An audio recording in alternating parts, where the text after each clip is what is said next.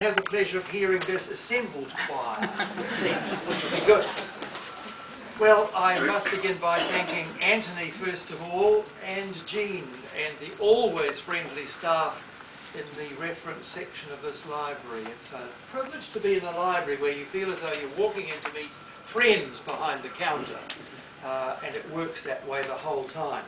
But I guess I should also thank the City Librarian and eventually the DCC and their ratepayers, who probably count you amongst their number, who've all made the exhibition possible.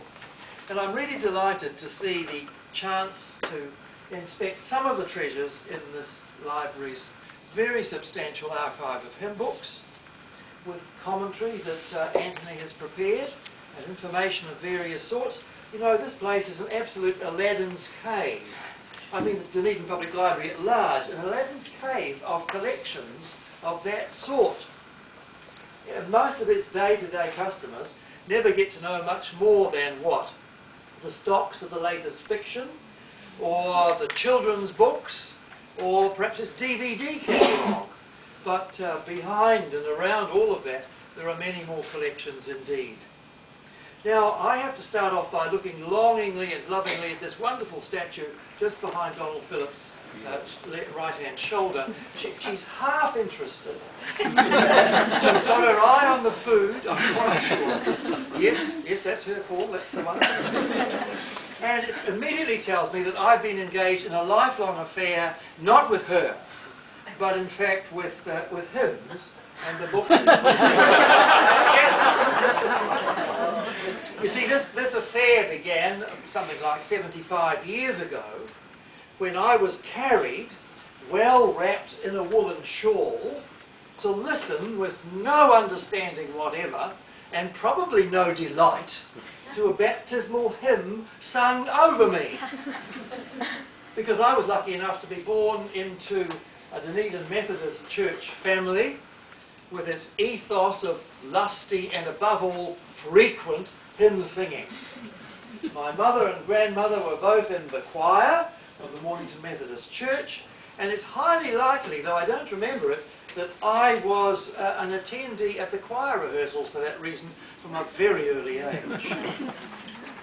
Now, by a happy coincidence, my birth coincided with the publication in 1933 of the Methodist hymn book for use in Australasia. Yes, that was the word for that strange place over the ditch. Australasia and New Zealand. So when I look at the contents, I realise that there isn't a single hymn by an Australasian or a New Zealander within its pages. That's how it was then.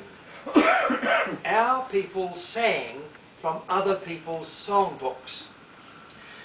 Better still, perhaps, because I was born in 1933 and this book did turn up in that year, I was spared an even older book, the 1874 edition of Wesley's Hymns with Supplement, bound together with an antique Methodist Sunday School hymn book published by the Wesleyan Methodist Conference. You can get it in London.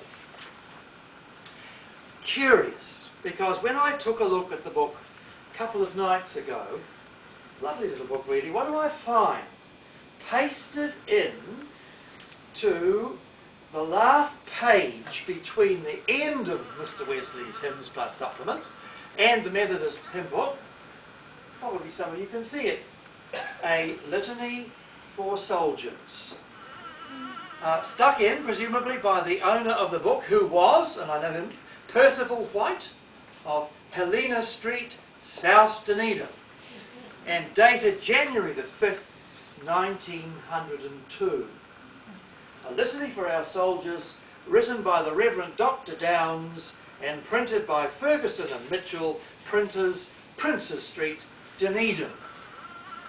That's one of the fascinating things about these little collections of songs.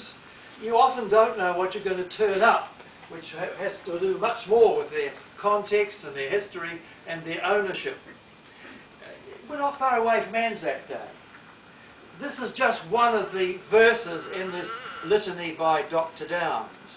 If there be eloquence in grief, or if in deity relief, if heaven regards the valorous deed, or sighs to see the patriot bleed, we pray thee in thy pity shield our soldiers on the battlefield.